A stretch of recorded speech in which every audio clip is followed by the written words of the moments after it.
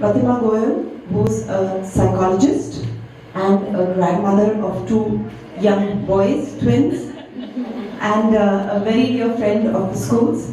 When you take admission, we do have you fill up a questionnaire and ask you if you need any counseling for a passing of a family member, change of residence, birth of a new child, whatever it is. One can always do with a helping hand.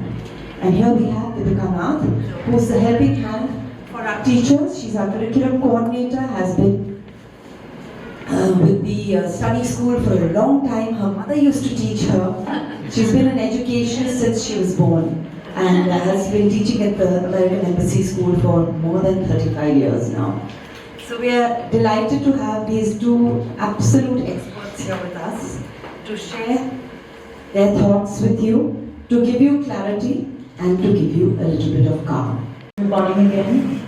And I think Shivani has summed up some of the points which I am going to repeat again.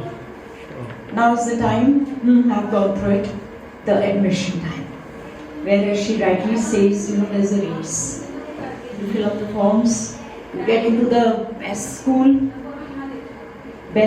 being, I don't know exactly what. Okay, because of its name, because of its name, or because of the way the children are educated there, many things, right? We'll all agree on that.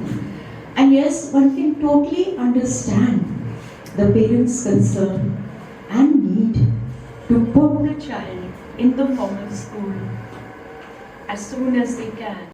And we came out, both of us, feeling okay, fine, she'll get through and all. And suddenly it was a sister, it was a government school. She came running to us and said, your child is crying, wailing. And she got the child out, and later when I had calmed her down, this was Neha, I asked her, I said, what happened to you? You knew all the answers, everything. But Mom, I didn't like the dress. Because the nuns those days she got scared. She cried and obviously we had to sort of forgo the idea of the convent school that time. So the child will have stranger anxiety. Okay, it's but natural. The child should know basic motor skills, being able to hold a crayon or a pencil, being able to drink water, being able to manage the small tasks. They should know how to follow simple instructions, right? Like go and sit there, or let's all sing together, or let's do this activity together. I'm not saying that you exactly follow, but the child should understand and be able to follow something. And then, very important, one thing which you see with small children, social interaction with the peers. Are they able to talk to other children? Are they able to share? Because they will take each other's things and then you don't want a small calamity in your hands. That is what happens, no? Sharing comes much later, sometimes it doesn't come at all, even for adults. So, to expect it from chota sa bacha as to be able to share your tiffin or your books, or not books but playthings and all, it's very difficult. So, these are just some of the points. It's not all of them, right? For school readiness. And today, most pediatricians and child development experts recommend that formal schooling should begin from 5 to 6 years. Please understand that things are changing. Finland, it is one of the countries where formal schooling begins at 7 years. And it's not that the child becomes less intelligent or less, at par with others internationally. They're doing remarkably well. So we need to, what all I'm telling you is readily available. Please read about it. We are not saying something which is contradictory to what is being realized now internationally. We have to look out for our child. They are vulnerable, right? We've been given the reins of nurturing them. Let's not push them into, like Shivani said, into an ocean before they go to a pond. It's very, very important. Age, like I said, just being numbers. It's more about the readiness. Also, we remember every child is unique. You cannot compare one to another. वो तो जा रहा है school. He doesn't even cry. What is wrong with you? I'm here. I'm not going anywhere. Why are you crying? Isn't it? Who knows what is going through the mind of that very young child? Isn't it? So you have to see it from his angle. Become his agency. And then you will maybe get a clearer understanding. So you need to observe your child, the behavior in the house. Are they able to play by themselves for sometimes when you leave them? Right? And like I said, attention span. Are they able to do certain things for 10, 15, 20 minutes before getting distracted? Oh, bilkul hi jaise kahiyon ka, you hear this a lot because when I do the counseling of the younger children and all, you hear this thought of he doesn't sit still, he keeps running around. And then what will happen in a formal school if that happens? The child is going to be labeled disrupted, distracted. They've even come to me saying a 1-year-old child is ADHD, hyperactive. Oh, come on. And I'm not joking, that's true. I've had concerned parents of persons again. She doesn't study, she doesn't sit down and do anything. How hard? They're too small, I tell them, oh, they're too small. Jitna karta hai, utna karne do. And then most of the learning at that age should come through play. You cannot expect a small child to sit down with a book and color exactly what you want. It's not done. Yes, I think most of you would agree. Because the thing is, the parents do feel, I don't know, psychologically how right or wrong it is, because if you look at the other side, if I look at the parents' side, you do have the need that the child should get settled in a formal school. Isn't it? It's a need. कि एक बारी अच्छे school में पहुंच गया तो 12th तक की you're done. Right?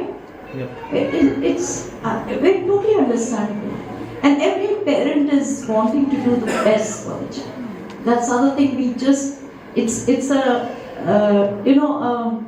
declaration. It's something we cannot dispute. Now, how many of you are working mothers? Okay. So, do you somewhere feel the need to get your child earlier in the formal school, or no? No. Because actually the hours would be the same to begin with. Like play school has 3 hours. Up till first, even some of the formal schools who are doing lower and upper KG, they have 3 hours.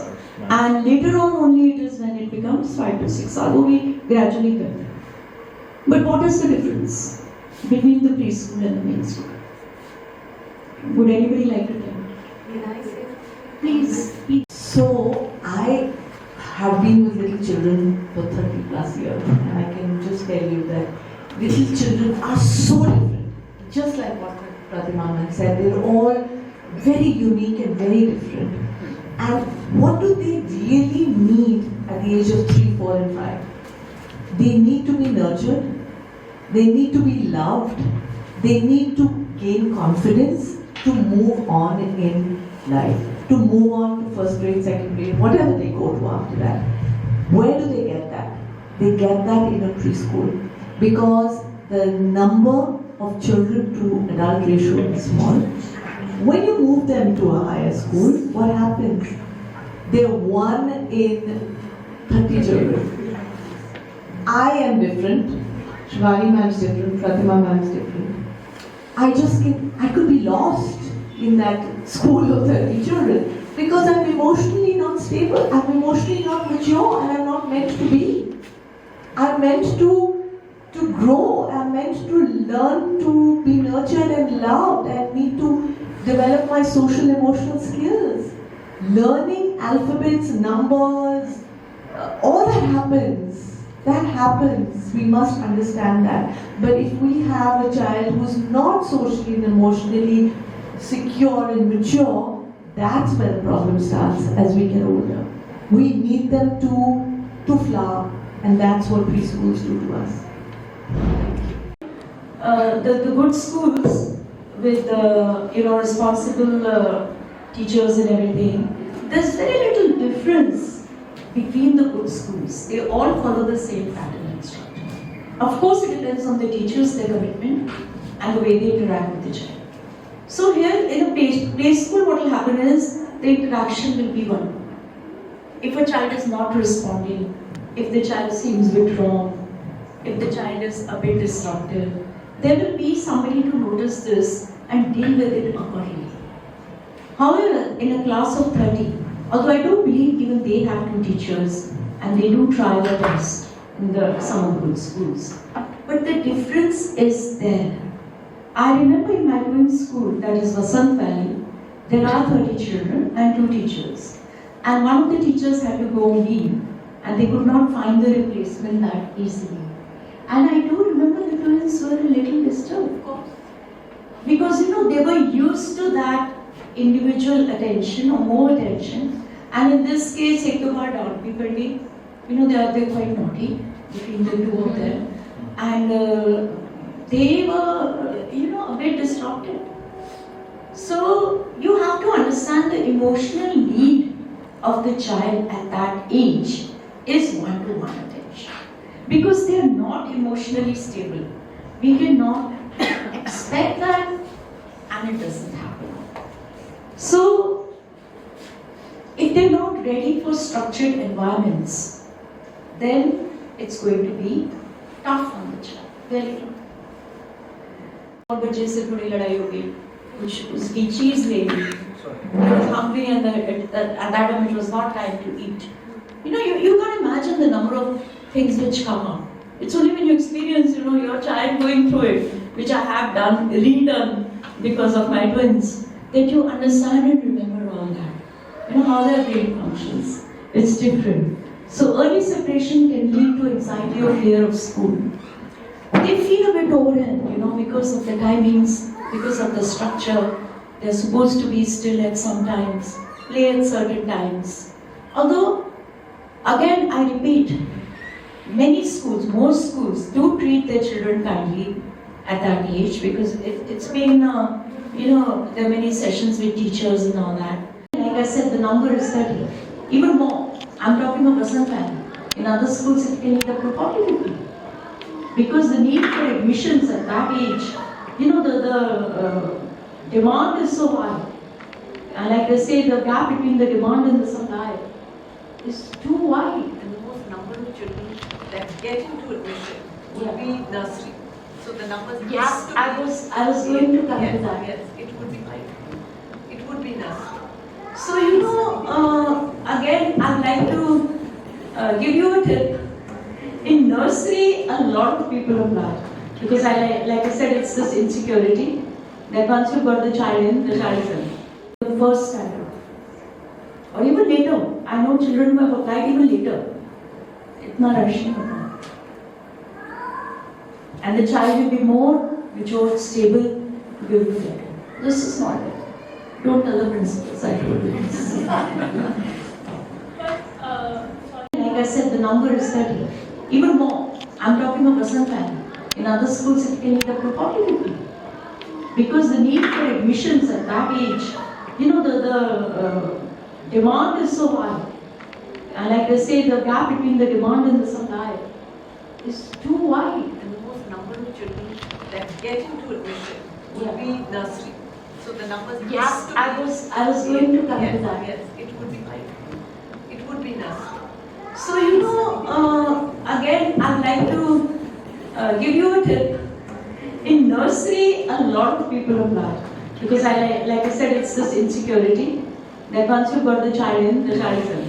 The first standard. Or even later. I know children who have applied even later. Itna rush nahi hota. And the child will be more mature, stable, to be able to get it. This is not it. Don't tell the principals I told you this. When I went for NEHA course, so sister told me, she said, come back in the first. So I put her in that GK mein kaun sa school tha. I put her in that for nursery KG. And then in first they took her. Do they add seats as the classes grow or do they keep them They keep the reserved? margin. They keep the margin. Yes. And in some cases, there could be dropouts. What happens is, like I said, every parent applies to many schools. So, they don't know how can they take admission in all the schools. So the schools keep a margin there so that they don't have less kids. And this is a fact you can find out from any school for yourself, that applying later on could have its advantages. Keep it in mind, please. So, like I said, they get overwhelmed, they have shorter attention spans, they may struggle to sit still or follow instructions, and this can lead to labeling of the child in slightly older schools. It's very difficult for the child to understand about sharing, about cooperation, about waiting. Very important, waiting. Children don't know how to wait. You want something, they want it right now. I see it in my grandchildren, they are turning 8 now, they're going to class 2. Abhi chahiye, instant gratification. So, if you push them, then they are not ready for it. If they've not undergone through creative learning and through play learning, through blocks and all the puzzles games and so many umpteen games which have come up now, which are actually a good way to teach them. I mean, reading writing has lost its value so much. Although it's still there, to be able to hold a pencil, to be able to hold a crayon, to be able to even handle the puzzles or the marbles or the game requirements, the jigsaw puzzles and all that. So through them, learning is much better. We are spoiling the child. And we are being too easy on the child. See child, it's okay. But the long-term effect can be the child, like I repeat, becomes withdrawn, loses interest, has a burnout, and later on even high risk of behavioral issues because the child is under pressure. And pressure is going to cause some sort of ventilation or show through later on. So that maybe the child has to adjust, so does, but later on problems they get rooted there. So the expert opinion of the UNICEF and child psychologists recommend a play-based learning up to the age of 6. And finally, I think the ideal age would be 5 to 6 years, but like I have said, it will depend on your child's behavior. You have to observe. You cannot brand everybody with one stick or something and say, ye to chala gaya, ye kyun nahi gaya. No. It depends on your child. And believe me, it's not a stigma if the child has not gone to a formal school till the age 1, till class 1, age 5 or 6. We've been brought to the level of the child, and I think that is something that we do at school. And for me personally, when I go into the classes, I see so much and so many things. I give my feedback because of what my childhood was. So, all of you spend a few minutes during this time just going into your childhood and thinking what was that which was good for you. Like when you think about it from a child's perspective, space. Like principal, why did I remember her? She had a distinct thing, the limp. But most importantly, I remember her being kind. I don't know what she taught me, but she was kind. And I like to believe I'm reasonably kind. Maybe everybody doesn't agree. But I'm saying, when what you see and what you experience is what you become. And at this stage, 0 to 6 years, you are absorbing everything. घर में लड़ाई होगी तो बच्चा लड़ाका बनेगा. And just yesterday, I was in a particular class and one child hit another child. Within a split second, the child had been able to communicate it to her teacher. How many situations are there where the child is too intimidated to say that I got hit? And we have an expert here who tells us, and Deepika, I want you to tell them, I know we are digressing, But what is the solution when a child hits for the child who's hit? Who's hit? The first thing that the child has to do is go and talk to an adult who's in the room, right? So that can happen when the environment is small and conducive. When it's huge and big, I get hit, I don't know who to go to because the teacher's so busy looking after so many others. So that's the first thing.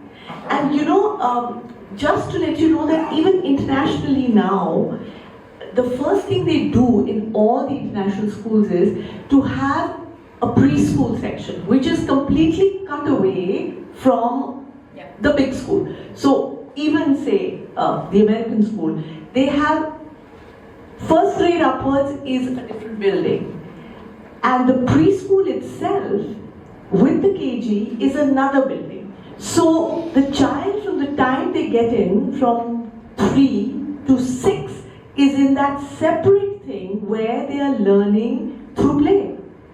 It's only learning through play. I don't think I have ever taught numbers on a board or any such thing for all my so many years. Puzzles, through games, through the outdoors, through so much. And those kids are all ready to go into first grade and move on because they don't always stay here. Their parents are in transferable jobs, so they're everywhere in the world. And they move on. And when they move on, they're all set for higher grades, for higher school. Good times as well. So how do you stay the person you are through that cycle is by being rooted in nature. So I would say, please take advantage of this infrastructure, this one-on-one sort of cocoon. But if you're stepping out, I never say it's the study school. I say it's the study school family. Once you enter, you can come anytime you like, but you can never check out.